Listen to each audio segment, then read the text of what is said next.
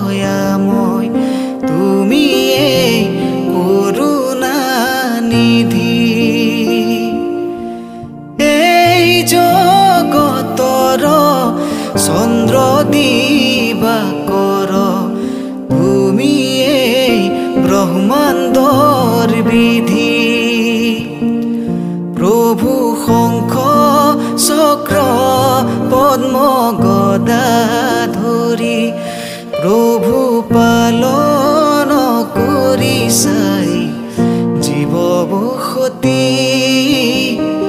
নুবুজো মহিমা তোমাৰ মূঢ়মতি আমি শুদ্ধ পথে যাওঁ যেন দিয়া সুমতি।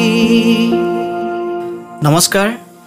প্ৰথমে আমাৰ DGmusic.in ইউটিউব চেনেলৰ সমূহ গুণগ্ৰাহী শ্ৰোতালৈ মই দীৰ্ঘজ্যোতিয়ে আন্তৰিক অভিনন্দন জ্ঞাপন কৰিছোঁ আৰু আপোনালোক সকলোকে পুনৰবাৰ আমাৰ চেনেললৈ স্বাগতম জনাইছোঁ।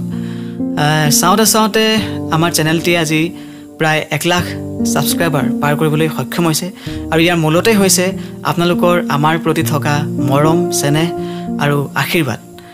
আপোনালোকৰ এইদৰে মৰম চেনেহ আৰু আশীৰ্বাদ পাই থাকিলে আমি আমাৰ নতুন নতুন কামবোৰ কৰি যাবৰ কাৰণে যথেষ্ট অনুপ্ৰাণিত হওঁ আৰু আশা ৰাখিছোঁ ভৱিষ্যতেও আপোনালোকে আমাক এইদৰে মৰম চেনেহ আৰু উৎসাহ উদ্দীপনা যোগাব আৰু আশীৰ্বাদ কৰিব, যাৰ বাবে আমি আমাৰ নতুন নতুন সৃষ্টিসমূহ আপোনালোকৰ আগত সুন্দৰকৈ প্ৰকাশ কৰিবলৈ সক্ষম হওঁ। আৰু লগতে আপোনালোক সকলোকে জনাবলৈ পাই সুখী হৈছোঁ যে এই পবিত্ৰ শাওণ মাহৰ মাজমজিয়াতে অতি সোনকালে আমি আপোনালোকৰ মাজলৈ আগবঢ়াই দিম মহাদেৱৰ আদিজামল পুথিৰ প্ৰথম অধ্যায়।